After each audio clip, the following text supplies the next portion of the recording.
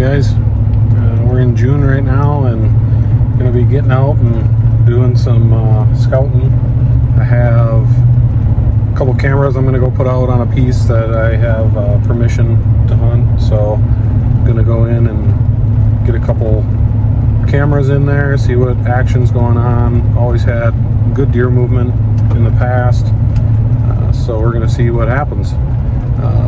This piece is mainly farm field, then butts up to all state land for the woods around it. So I'm gonna try and put one camera down in the field and then another one kind of in the woods, try to find kind of where they're bedding at versus where they're coming for food. And the fields this year are going to be alfalfa. The last few years they've all been corn, so I'll be kind of curious to see what's kind of happening down in there and go from there.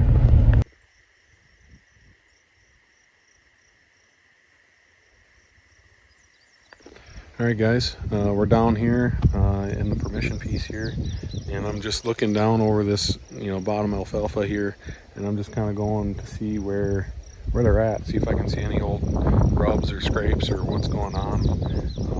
This is the first year, like I was saying, that they have alfalfa in here, and in probably 5 or 6 years, so I'm hoping this will be a good sit here. Corn, as you guys know, sitting over corn can be kind of hard. Makes it a little bit more difficult to get to a spot. So we're kind of just down in here. I'm going to kind of run this bottom ridge here. We're actually clear cutting some of this trees out of here, making an easier run for them to go up. There's actually a southern field. This is the north field. And I'm kind of curious, by clearing some of that out over there, if that'll actually help the deer movement between the two fields. So we're going to kind of see what happens here. We're going to get a couple cameras up and go from there. So, all right, so here's what I'm thinking. I got a nice tree right here facing right out towards the field, and it's kind of the middle between the ravine that's behind me and the ravine that's in front of me here. And there's a couple nice licking branches right here. That tree's pretty far in there, which will be nice. I see there is a small trail kind of running right by this tree, and so I'm just looking at it like I think this might be where I put a camera. There's a nice couple trails, some tracks running through here. There was a pretty good number of trails right down here where we're clear cutting those trees out already. So I think what I'm going to do is I'm going to run a second camera in the other field. And I'm hoping by this being kind of the middle ground, I can catch a lot of the deer that are just running back and forth between the two.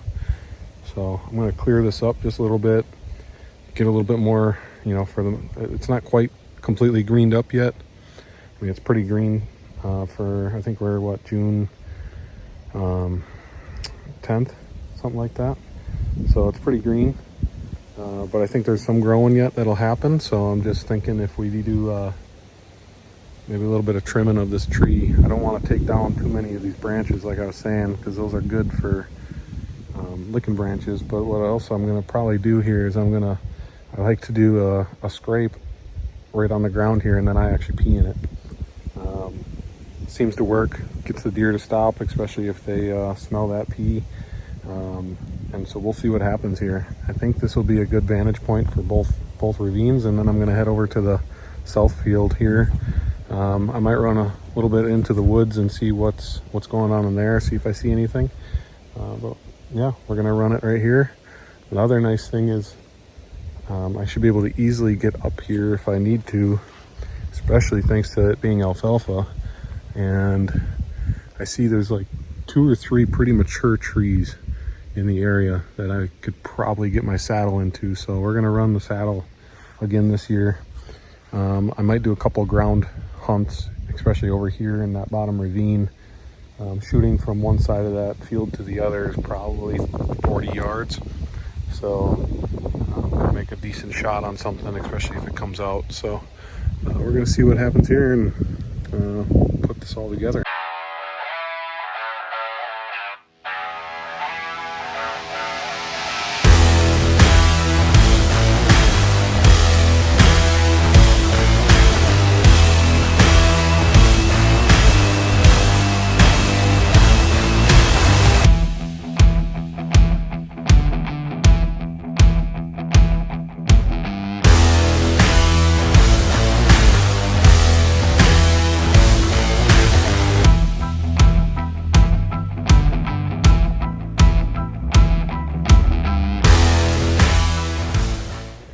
guys, we got the little Wombo combo here. Yellowstone AI camera with my Genesis 3D printing trail camera mount. I'll be honest, I love running both of these. They're a great setup. I can adjust my camera however I need to. And then this Yellowstone camera, man, their quality, lifetime warranty, the support, everything that they have is just top of the line. So huge shout out to both of these companies. Keep up the great work. All right, first things first, I want to get this camera mounted. So we're going to get this trail camera mount in place, make sure it's all tight, and then from there we'll get that camera mounted up and we'll get our pictures rolling here. And I'll show you guys here kind of how I have this mounted on there. That way you guys can see every step of how I put these things on the tree. So first things first, I got my existing strap that came with the camera. Now I got my trail camera mount here. I'll give it a nice snug down so that way it doesn't move on me. Then I have the tightener for the bottom of the camera, and then I have a tightener for side to side and then up and down. So again, you can make that nice and tight on there and then adjust it for whatever pitch and angle that you need it to be at.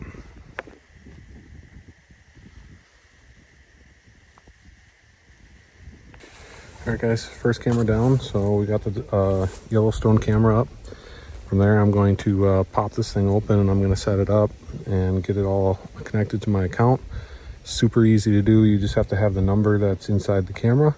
You just put that right into your app and this thing will connect and start shooting videos and photos for us. Once we turn this guy on, it will give us little connection symbols here. We'll be able to test out and make sure that's all connected, and then from there close her up and let her rip. All right guys, just got to the south field down here. I'm right in the bottom here. I'm just looking it over. I was trying to find a tree to put a camera on, but I think I might actually found a tree that I really like for trying to get a shot off into the field. I think I can get up in here, slight angle, and kind of be tucked into the woods here that I could get a shot off. And I'll show you guys kind of what I'm working with here, but I know I've seen a lot of deer where they come through from the opposite side of this field.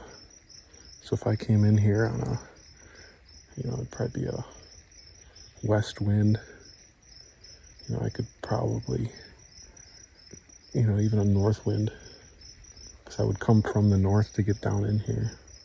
So yeah, we'll see. I think this is a decent spot here. So we got the tree right here. It's pretty mature.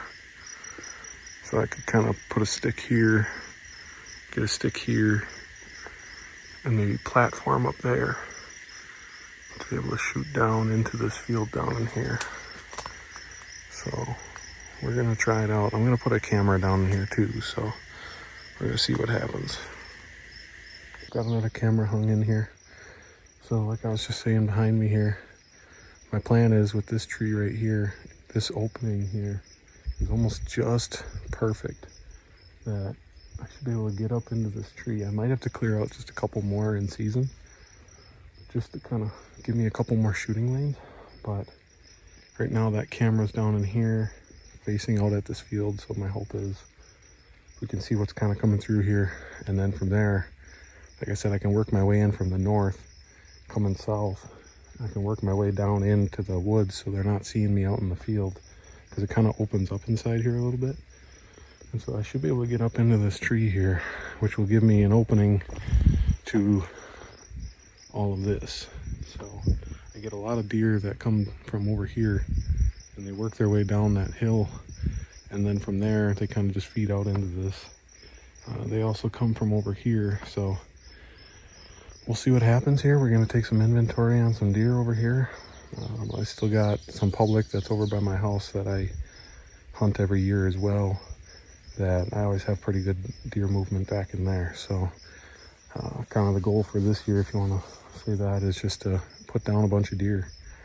I'm not really, if a nice buck comes out, obviously I would love to do that, but this year I really just want to get some meat in the freezer. So we're going to put some work in here. We're going to hopefully get a bunch of does to come in, and I can take a couple opportunities and shoot a couple does.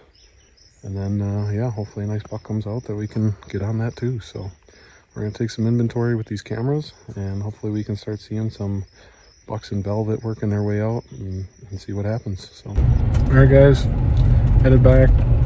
We're out there for, I think, about an hour and a half or so, but felt pretty good. Actually talked to my dad a little bit after I got out, and we were just talking about the plan for the kind of the in-between there. And I'll be honest, we were both kind of in agreement. We might just do a small food plot right there, and then we might end up doing something else, talking about maybe getting one of those black watering holes. Might put that in somewhere and see what we decide on doing. So, but yeah, other than that, thanks for watching. Greatly appreciate it. You guys all have a wonderful day. We will be headed to TAC here in a couple days. This upcoming Thursday, I'll be headed out over to Michigan. Gonna meet up with a bunch of guys, so stay tuned for that. Watch that. I'm gonna be making some posts and stuff on the Facebook and Instagram and all those. But otherwise, please like, subscribe, give a follow, all that stuff. I got something planned in the works here. I'm gonna possibly do a giveaway.